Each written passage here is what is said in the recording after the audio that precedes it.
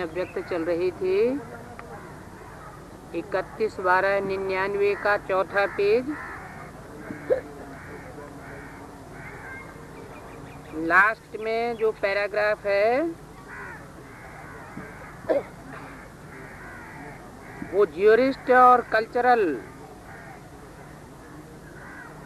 Group से बोला, आज कौन सा ग्रुप बैठा हुआ है?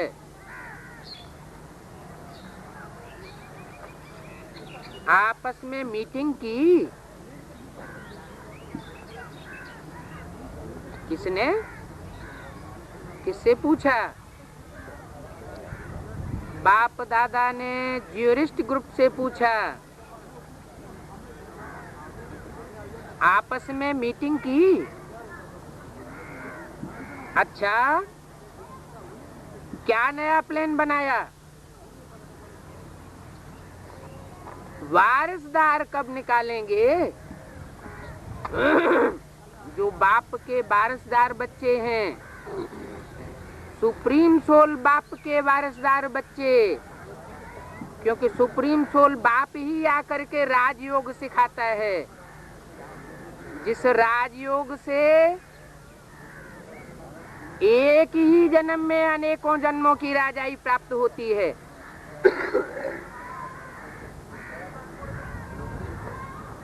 वो स्कूल कॉलेजेस तो मनुष्यों के बनाए हुए हैं, उनमें इंजीनियरिंग पढ़ाई जाती है, डॉक्टरी पढ़ाई जाती है, लेकिन एक जन्म के लिए पढ़ाई जाती है। यह सुप्रीम सोल बाप तो आकर के एक ही जन्म में अनेक जन्मों की राजाई का वर्षा देते हैं। वह राजाई कोई मनुष्य मात्र नहीं दे सकता।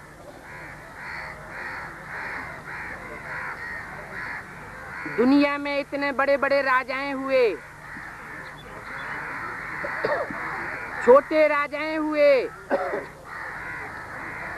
उन राजाओं को वो कंट्रोलिंग पावर किसने दी? कब दी? ये गीता का भगवान परमपिता परमात्मा शिव निराकार ही आकर के इस सृष्टि पर राजयोग सिखाता है। जिस राजयोग से अनेक जन्मों की राजाई प्राप्त होती है। डॉक्टर नहीं बनाता है, इंजीनियर नहीं बनाता है, ये तो अल्पकाल की प्राप्तियां हैं। जिस्मानी प्राप्तियां हैं। सुप्रीम सोल बाप तो आकर के रूह को वर्षा देता है, रूहानी वारसदार बनाता है। रूहानी वर्षा है आत्मा की शक्ति। सर्वशक्तिवान बाप आकर के आत्माओं में इतनी शक्ति भरता है कि एक ही जन्म में अनेकों जन्मों की राजाई की शूटिंग, रिहर्सल इस पुरुषोत्तम संगम युग में आकर करता है। एक तरफ दुनिया में एटॉमिक एनर्जी का निर्माण होता है, जिसके द्वारा हर हर बम बम का प्रैक्टिकल नारा गूंजता है, और दूसरी ओर गीता का भगवान परमपिता परमात्मा इस सृष्टि पर आकर के पांडवों के द्वारा, गुप्त पांडवों के द्वारा गुप्त स्थापना का कार्य चलाता है। वो स्थापना का कार्य भी योग बल से संपन्न होता है। ये कोई जिस्म का योग नहीं है, ये रूह का योग है। रूह माना आत्मा, आत्मा अर्थात मन बुद्धि की पावर।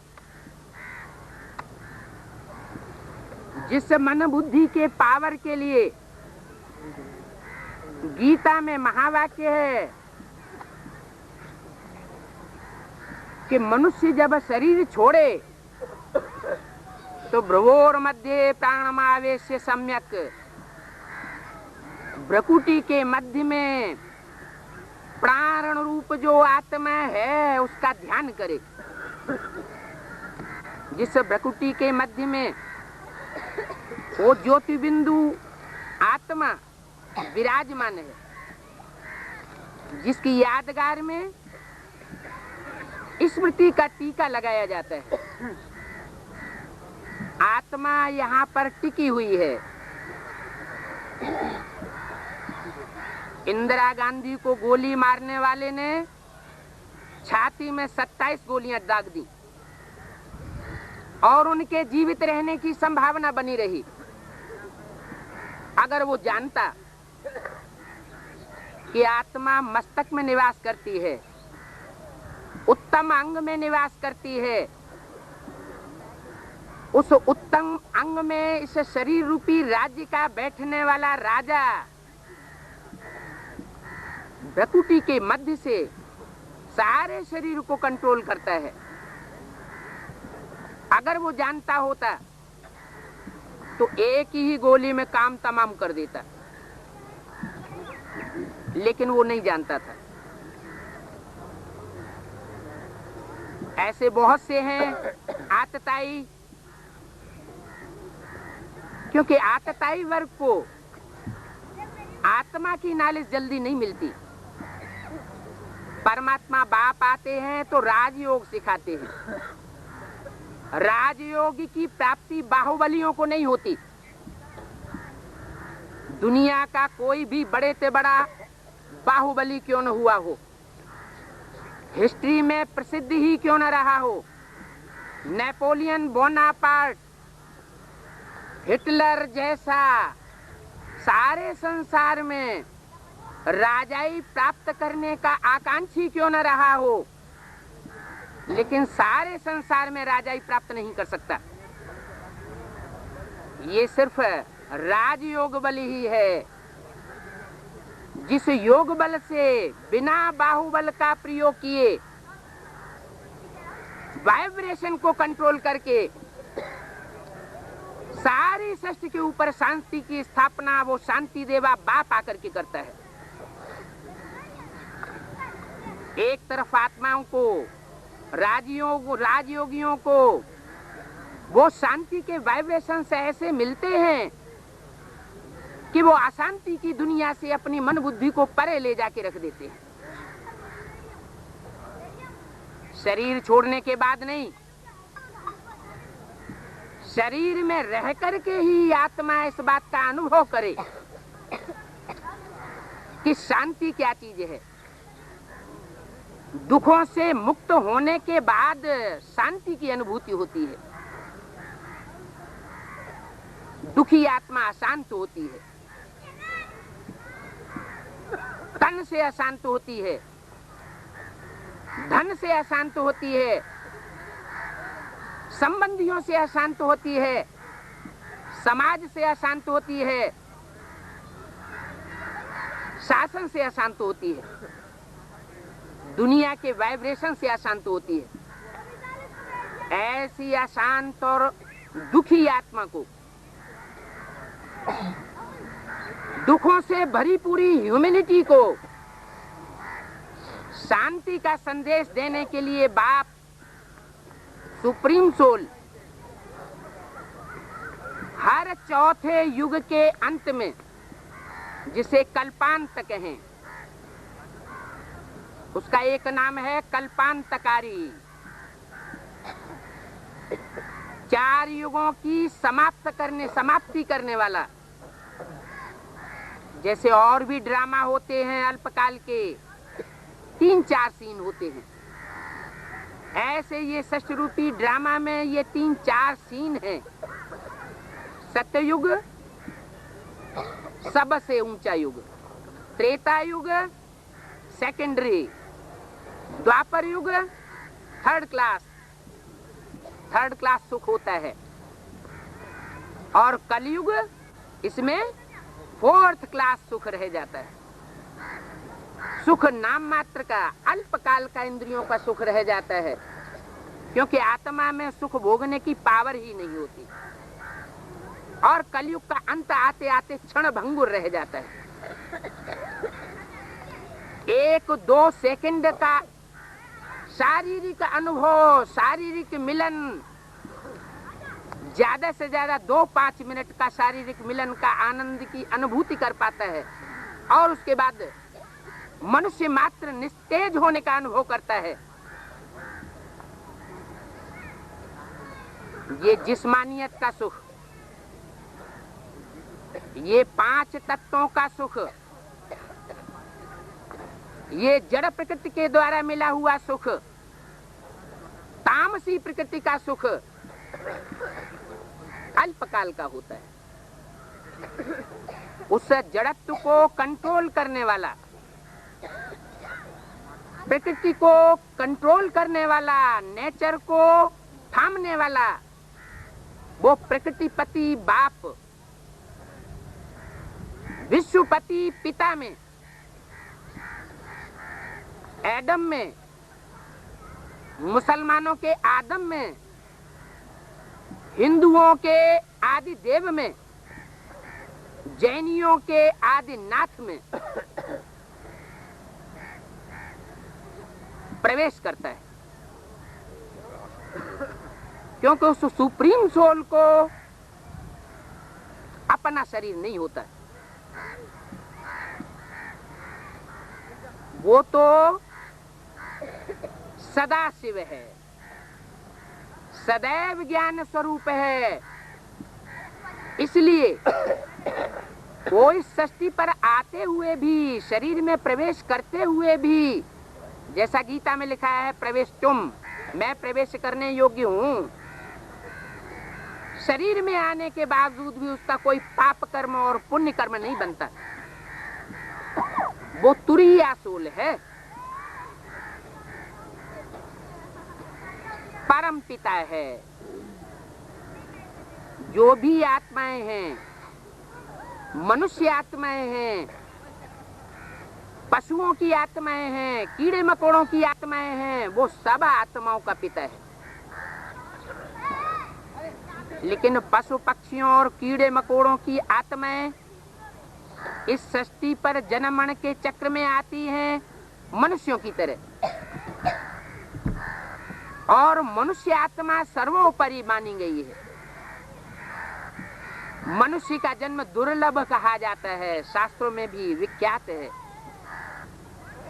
मनुष्य कहा ही तब जाता है जब मनु अर्थात ब्रह्मा, मनन चिंतन करने वाला मनु इस सृष्टि पर संसार में प्रत्यक्ष होता है, प्रैक्टिकल रूप में।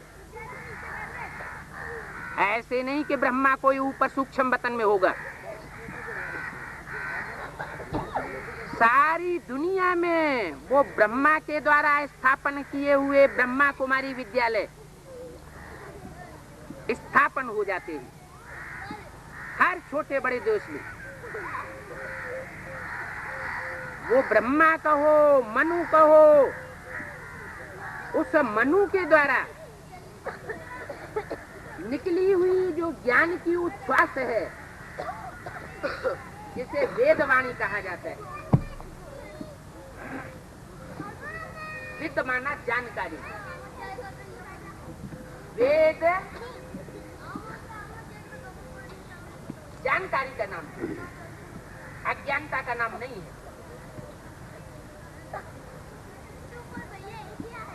ब्रह्मा के मुख से जो ज्ञान का उच्छ्वास निकलता है, जो वाणी निकलती है, उस वेदवाणी से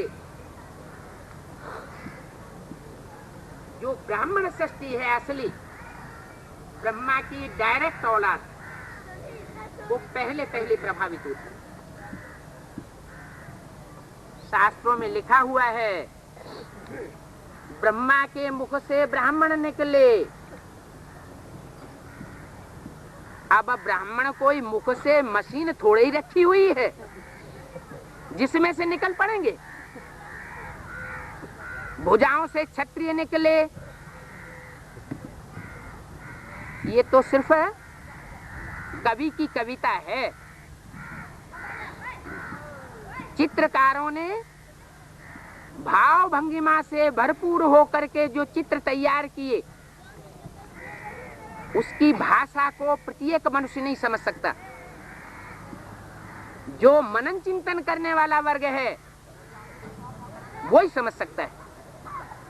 ऐसे मनन चिंतन करने वाले मनीषी जो मनु की डायरेक्ट औलाद बनते हैं, वो हर धर्म में आत्माएं श्रेष्ठ से श्रेष्ठ मौजूद होती हैं। जब इस दुनिया में एटॉमिक एनर्जी का निर्माण हो जाता है, तो हर धर्म से चुनी हुई श्रेष्ठ आत्माओं को राजयोग सिखाने के लिए वो परमपिता परमात्मा इस सृष्टि पर उदित हो जाता है। किसमें? आदम, एडम, आदिदेव, आदिनाथ में। हर धर्म में वो नाम की साम्यता है। नाम काम के आधार पर पड़ता है। जिसने इस सृष्टि पर आकर के आदि में सृष्टि का निर्माण किया प्रैक्टिकल में, ऐसे नहीं कि सृष्टि नहीं थी, सृष्टि तो थी। मानवीय सृष्टि में हर धर्म जड़त्व को पाया हुआ था। धर्म का अर्थ है धारणा, दिव्य गुणों की धारणा। दिव्य गुणों के स्थान पर हर धर्म में अधर्म जब छा जाता है, तब परमपिता परमात्मा उन अधर्मों को, अधर्मियों को नष्ट करने के लिए इस सृष्टि पर उदित होता है। कहां से उदित होता है? बनियन ट्री यादगार है। इस अश्वत्थ वृक्ष की गीता में महिमा की गई है। ये वृक्ष है षष्ठी रूपी वृक्ष, मानवीय षष्ठी रूपी वृक्ष। तो उस वृक्ष का बीज भी कोई होता है। वो बीज है एडम, आदम, आदिदेव। उस ह्यूमैनिटी के फादर में सुप्रीम सोल शिव, जो कभी जन्मण के चक्र में नहीं आता, वो डायरेक्ट मुकर्रर रूप में प्रवेश करता है और प्रवेश करके उसका नाम रखता है मनु, मनन चिंतन करने वालों में सर्वोपरि। और उस मनु कहो, प्रजापिता ब्रह्मा कहो, उसकी औलाद को मनुष्य कहा जाता है।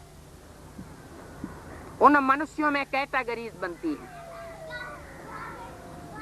जो सत्ययुग के जन्म लेने वाले मनुष्य आत्माएं हैं, वो 16 कला संपूर्ण देवताएं कहे जाते हैं। शास्त्रों में लिखा है, सतयुग में नारायण का राज्य था। सब देवताओं के बीच में एक नारायण का स्वरूप ही ऐसा है जिसकी शास्त्रों में कोई बुराई नहीं की गई है। सभी देवताओं की बुराई की गई है। शास्त्रों में नारायण की कोई ग्लानि नहीं की गई है। तो जरूर 16 कला संपूर्ण का पार्ट बजाया होगा। सर्वगुण संपन्न, 16 कला संपूर्ण, संपूर्ण हिंसक, मर्यादा पुरुषोत्तम का पार्ट बजाया होगा। वो मर्यादा पुरुषोत्तम देवताएं सतयुग में होते हैं। नाम ही उस युग का है सत्य युग। असत का नाम निशान नहीं रहता। सच्चा पातशाह सुप्रीम सोल उस युग की आकर के स्थापना करता है। इस सृष्टि रूपी मकान को नया बनाता है और पुरानी सृष्टि रूपी मकान को हर हर बम बम एटॉमिक एनर्जी फोड़ करके नष्ट करा देता है। तो सतयुग में जो ह्यूमैनिटी होती है वो सर्वोपरि मनुष्य की जाति है, जिसको कहा जाता है देवता। सतयुग में अनेक जन्म लेते लेते आत्मा की पावर थोड़ी घटती है। त्रेता में जाकर 14 कलाएं रह जाती हैं। 14 कलाओं में स्वयं ही देवता बन जाते हैं। उनको संपूर्ण देवता नहीं कहेंगे। आत्मा की पावर घटने से जन्म दर ज्यादा बढ़ जाती है। जैसे कोई बीज होता है, पहली बार बोया जाता है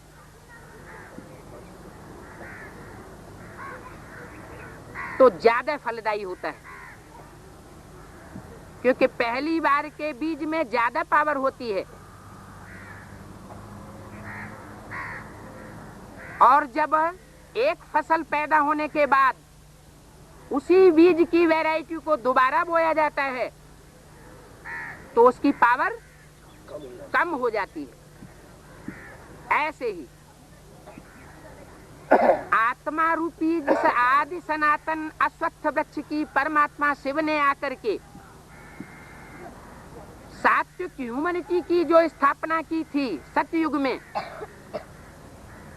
वो देवताओं की जनरेशन समाप्त हो जाती है और 14 कला संपूर्ण सेमी देवताओं की जनरेशन शुरू होती है। आत्मा सतयुग के मुकाबले अनेक जन्म लेती है, ज्यादा जन्म लेती है, क्योंकि आत्मा की पावर क्षीण हो जाती है। जनसंख्या बढ़कर के करोड़ों की तादाद में पहुंच जाती है। जब तीसरा सीन शुरू होता है ड्रामा का, जिसे कहते हैं द्वापुर, 2-2 राज्य शुरू हो जाते हैं, 2-2 मतें शुरू हो जाती हैं, 2-2 कुल स्थापन हो जाते हैं।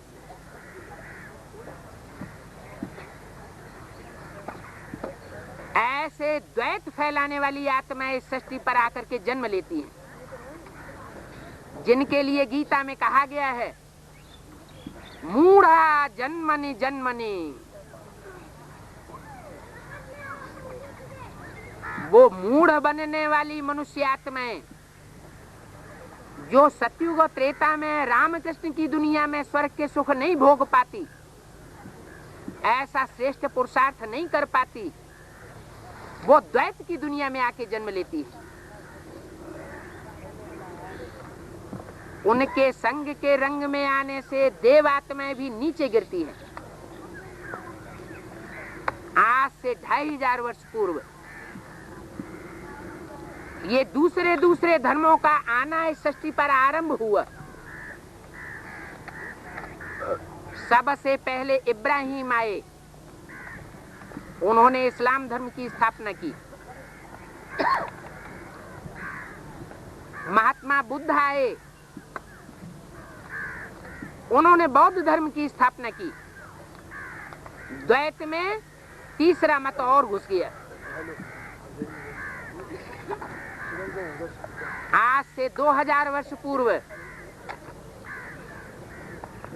क्राइस्ट आए, यूरोपीय देशों में क्रिश्चियन धर्म की स्थापना की। ये सब बाद के आने वाले धर्म पिताएं हैं। आदि में जिस आदि सनातन धर्म की स्थापना की थी, उस स्थापना करने वाले का नाम भूल जाता है, काम भूल जाता है,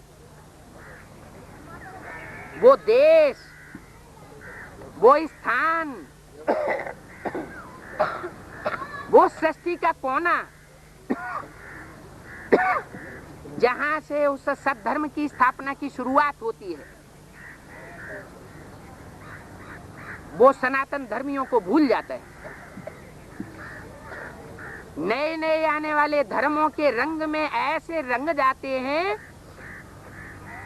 कि अपनी ओरिजिनलिटी को भूलते जाते हैं। विदेशियों और विधर्मियों की संस्कृति को पकड़ते जाते हैं। सनातन धर्म क्षीण होता जाता है। सनातन धर्म की जो आत्माएं हैं वो कम संख्या में होती जाती हैं और दूसरे धर्मों का प्रभाव बढ़ता जाता है। भारत के मुकाबले जहां परमपिता परमात्मा शिव इस सृष्टि पर अवतरित होता है, पवित्रता की विशेषता के कारण, अब विचार की विशेषता के कारण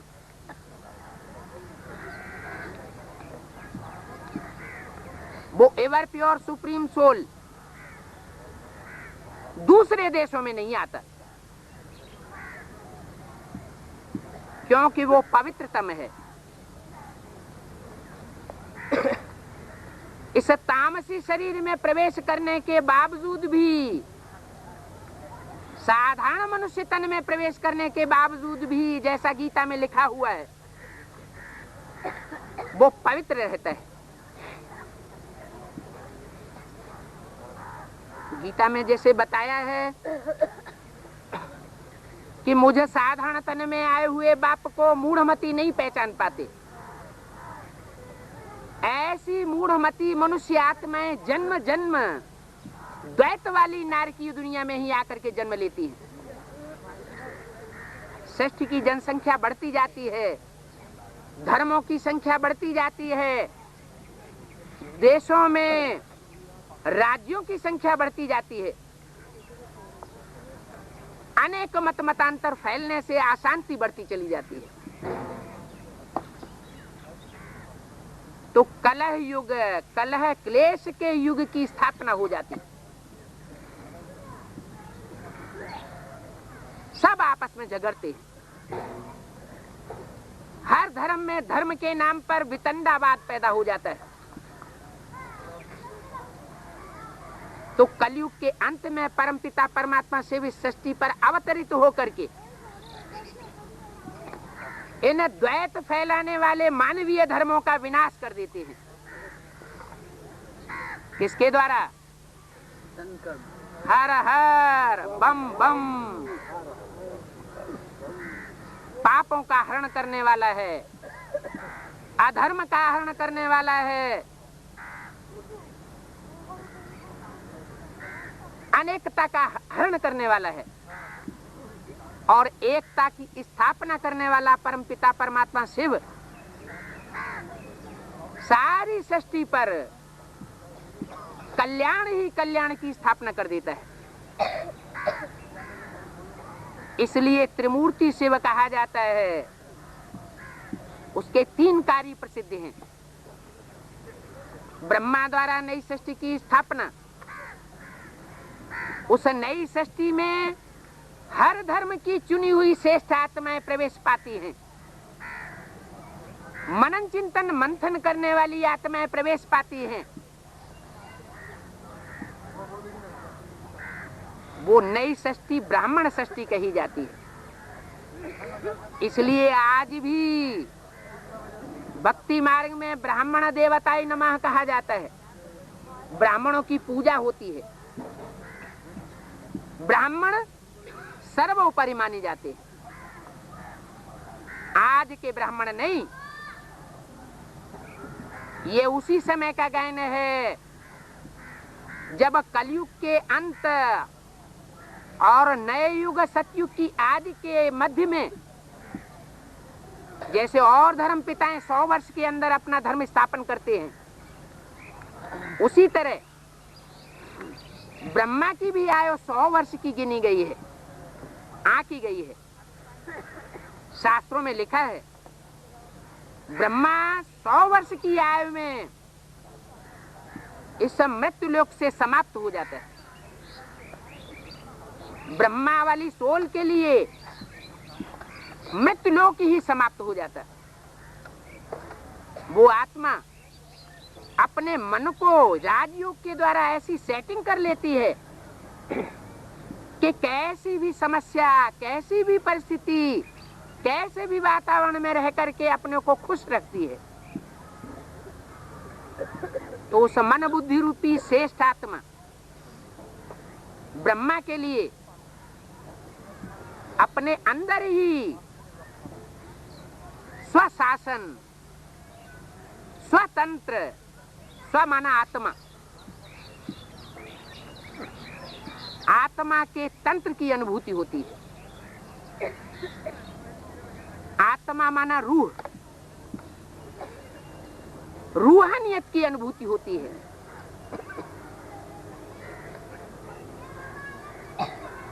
जिस्म ये सब दुखों का आगार है, लेकिन जिस्म के ऊपर आत्मा का कंट्रोल नष्ट हो जाता है, इसलिए दुखों की अनुभूति होती है। आत्मा अगर अपने बाप सुप्रीम सोल परमपिता परमात्मा की स्मृति में स्थिर हो जाए तो दुनिया की कोई ताकत नहीं है जो किसी मनुष्य आत्मा को, जो राजयोग में स्थित है, जिसका गीता में वर्णन है स्वरूपनिष्ठ, उसको कोई दुख नहीं दे सकता, अशांत नहीं कर सकता। इसलिए शांति देवा का गायन है। वो शांति देवा बाप शांति अर्थात मुक्ति की स्थापना करने के लिए इस सृष्टि पर मुक्ति का वर्षा देने के लिए राजयोग सिखाने के लिए आता है। वो राजयोग राजाओं का राजा बनाने वाला सिखाता है। स्वयं फकीर बन करके रहता है, उसके चित्र फकीरी वेश में दिखाए जाते हैं। खुद बादशाह नहीं बनता, लेकिन जिनको राजयोग सिखाता है उनके दिल में बेताज बादशाह बन करके रहता है। असली नेह की रूह वो है, नेह रूह, जो इस सृष्टि रूपी रंगमंच पर लंबे समय तक राज्य करता है।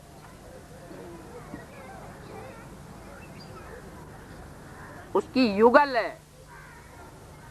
जो उस राजयोग के कार्य में विशेष सहयोगी बनती है, उसका नाम भी है कमला नेहरू। कैसा जीवन बिताती है? जैसे कमल होता है, कीचड़ में रहता है। कीचड़ की दुनिया में रह करके भी मन बुद्धि की सेटिंग इस तरह की हो जाती है कि कीचड़ का उस मन बुद्धि रूपी आत्मा के ऊपर कोई प्रभाव नहीं पड़ सकता।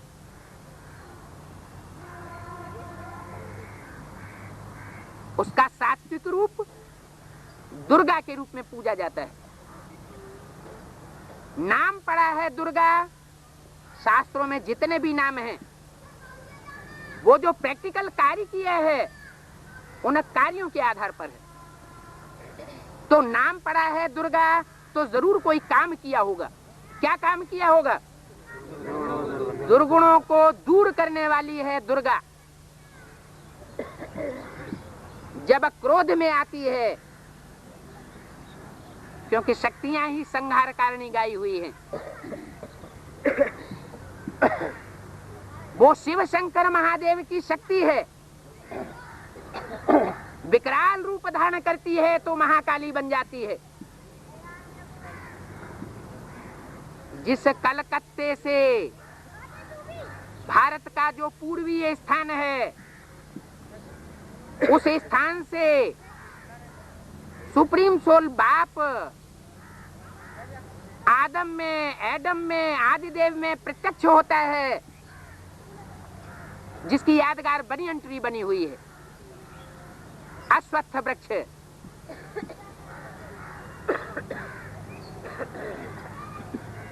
वो सुप्रीम सोल ज्ञान सूर्य के द्वारा, चंद्रमा के द्वारा नहीं, किसके द्वारा? ज्ञान सूर्य के द्वारा, माना जो सृष्टि रूपी रंगमंच का हीरो पार्टधारी है। सूर्य है हीरो और हीरोइन फिर अनेक है। उनमें अव्वल नंबर, द्वयम नंबर, प्लस नंबर 1